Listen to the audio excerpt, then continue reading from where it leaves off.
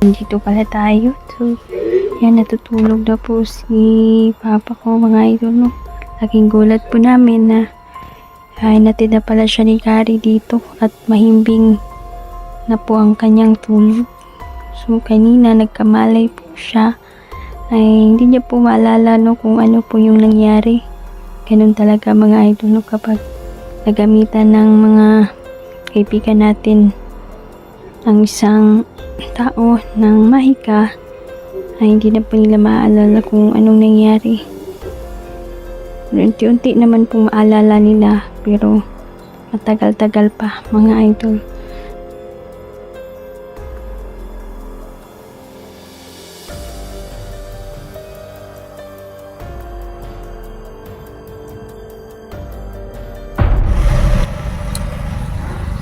Hello po, kamusta po? Ayan, balik na naman tayo sa mission natin, mga idol. No? Nag-shoutout pala muna, no? Bago ako magsimula. Nais kong pasalamatan pala kayong lahat dahil sa patuloy ninyong suporta, no? Shoutout pala kay Mami Mel, tsaka si Tita Dailin, Nanay Susan, Nanay Ivy, Ma'am Tricia, si Ate Pitang. Ayan, shoutout po. Si Tita Cecilia, Ma'am Tricia, kumusta? Ma'am Len Alde, kumusta po? Ma'am Marlene, ayan, kumusta? Ayan, kasama ko po si Neljan, mga idol, no? Hintay lang po kayo sa update ng tatay ko, idol, dahil patuloy po siyang nagpapahinga ngayon. At kahapon ay pinainom namin siya sa tubig ng hiwagang balon, mga idol. Bumuti-buti naman ang pakiramdam niya. Hindi pa namin siya kasi masyadong ma-interview, mga idol, dahil nawala po yung ano niya, memory ba. Ganun talaga, mga idol, kapag tutulungan ng isang duwendang isang tao ay mawawala talaga ng memorya ba, na ay memorya nga mawala sa iya, mga idol. Nabigla siya kasi pagising niya, mga idol, nandun siya sa bahay.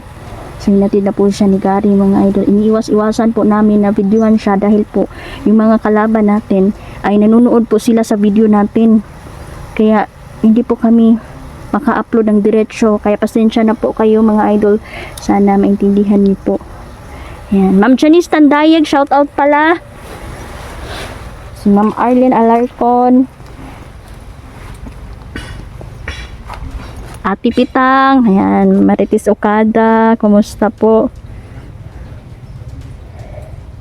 Tristan Garcia, Gloria Liwanag, Rodel Magno, shout out.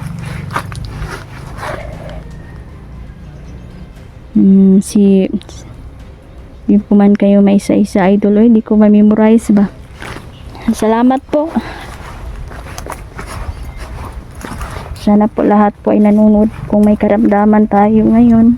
Sana po ay gumaling na ang lahat. Mag-ingat kayo. Yan, Lola Mimi, tsaka si Lolo Bini, shout out. Kuya Tuto.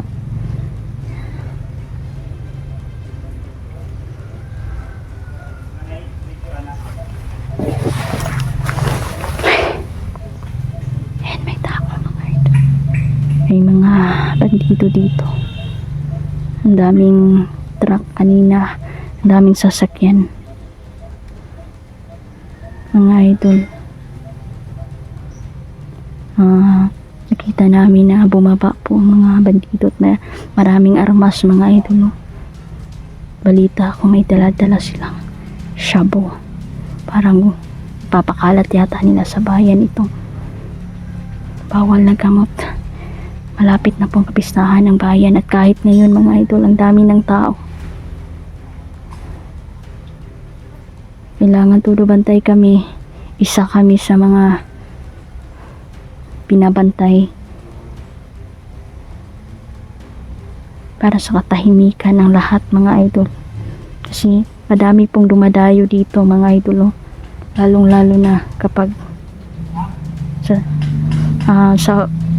sa ilugon tong mga kapistahan, mga idol. Ayan, kasama ko pa rin si Neljan. Ayan, hindi na kami hindi na kami naghiwa-hiwalay mga idol, no.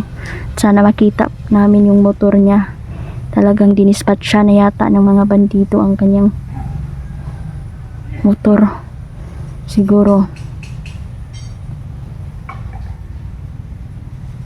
po ay talagang galit na talaga ang mga bandito sa kanya.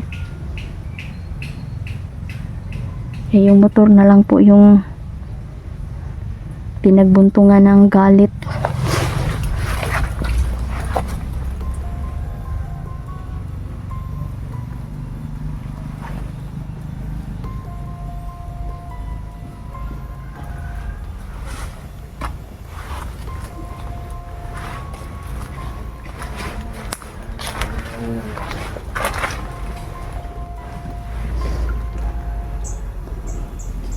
So malaya pa rin yung mga angkan ni Raman mga idol, at saka yung ina niya at ama niya.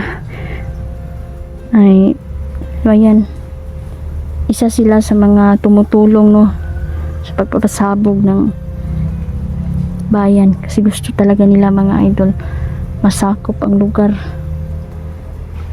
dito. Kaya hindi pa rin kami pwedeng magpahinga, kasi kung nandito sila mga idol, kung buhay sila, ay posible na nakakagawa pa rin sila ng mga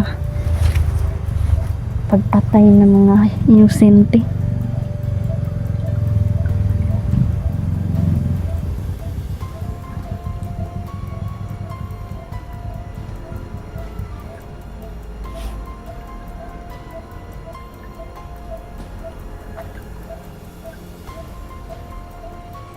Kaibigang David,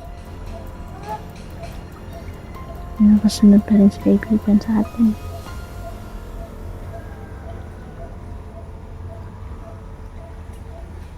Tayo nagkakalat ng kulam mga idol, pero sa bawat kulam may pinararanas natin sa kanila ay gumagawa din sila ng paraan mga idol. Dahil sa gustong gumaling sila sa kulam, ay kumukuha sila ng bata para iaalay sa itim na duwende kapalit ang kagalingan. Kaya naiipit din dito mga bata mga idol. Kaya kailangan naming bantayan o iligtas po yung mga kabataan. Sunod-sunod na po yung pagkawala nila.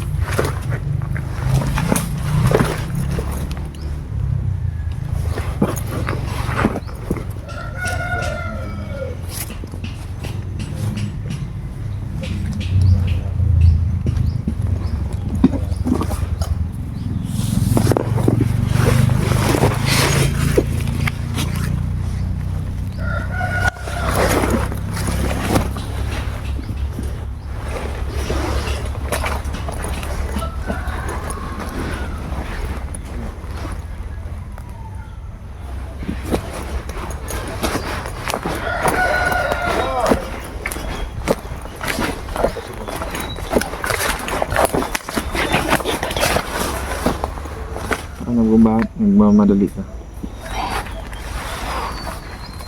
Nagpapakawala kasi ako ng kulang.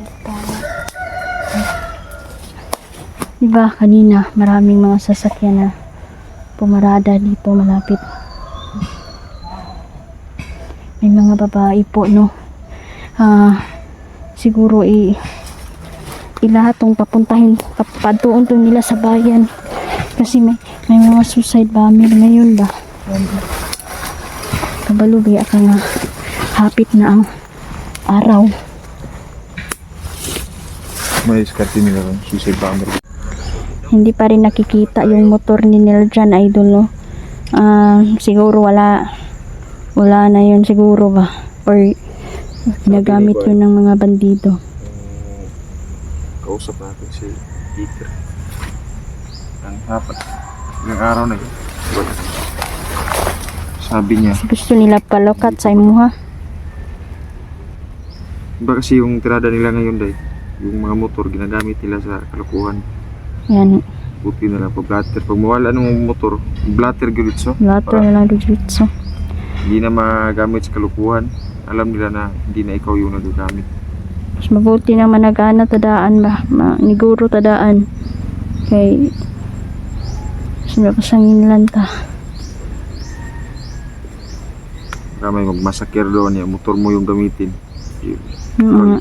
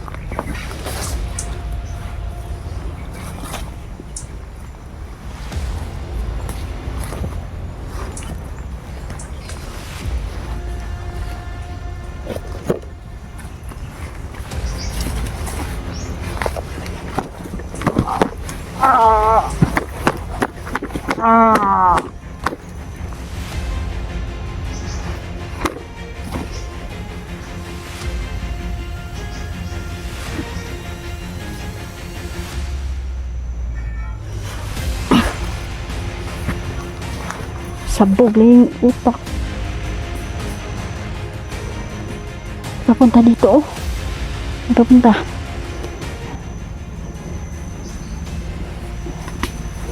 Kara na sila ba?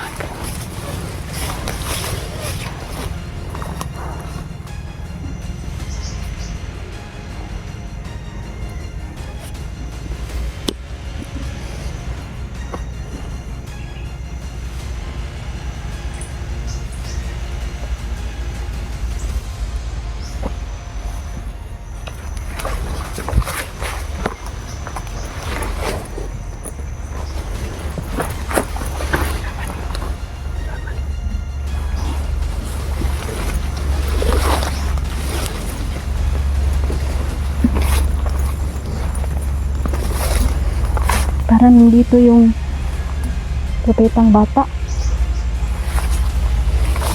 Ryan?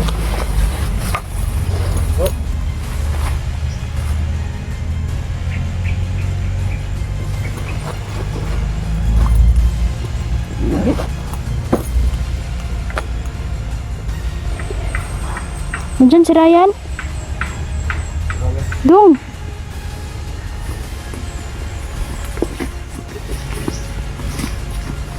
Kumusta?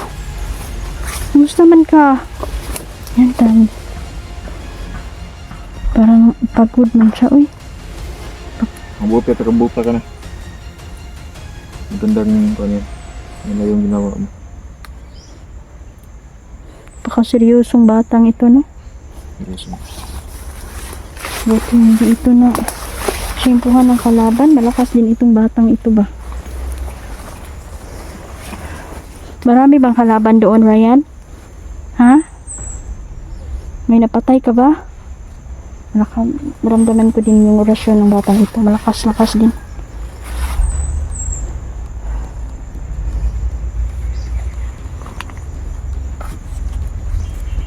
Kaming kalaban talaga dito. Basta silent kill lang muna. Para hindi sila ma-alerto lahat. Halika dito, Ryan. Lapit ka muna. Okay ka lang? Kumain ka na ba? Oh, mabuti, mabuti.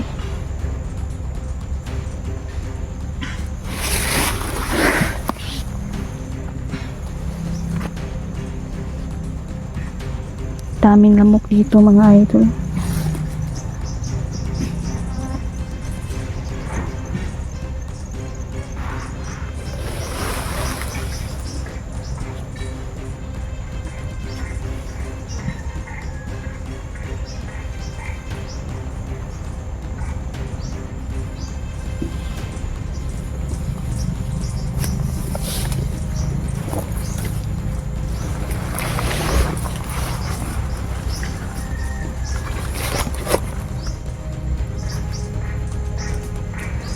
Kumusta na kaya yung mga dating kasamahan ko, mga batang propeta, no? Yung si Pipito.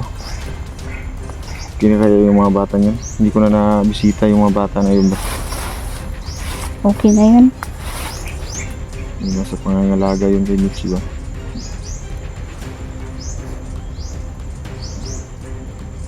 Dong, salita ka naman dong, huwag ka naman mahihain.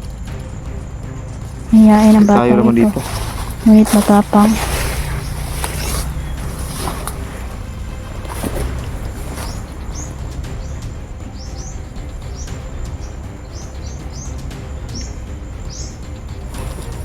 Atong atangan ba kato ganing nagdalag bomba, suicide bomber ba? Mo to itong dapat Papa ipatumba mo to. dahil, kumusta na yung papa mo dahil?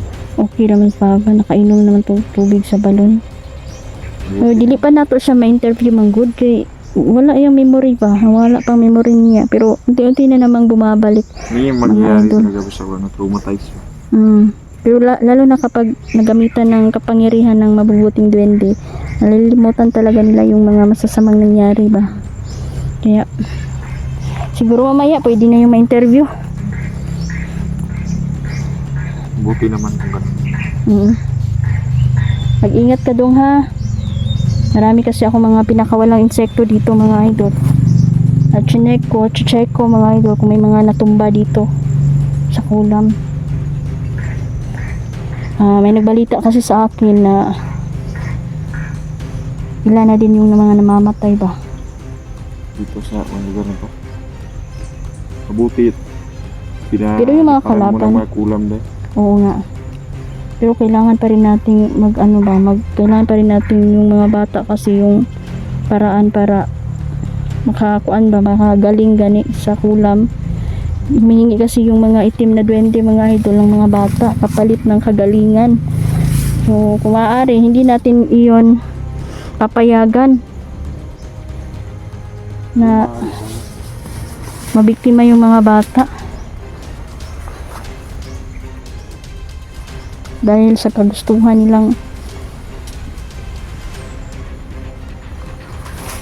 gumaling.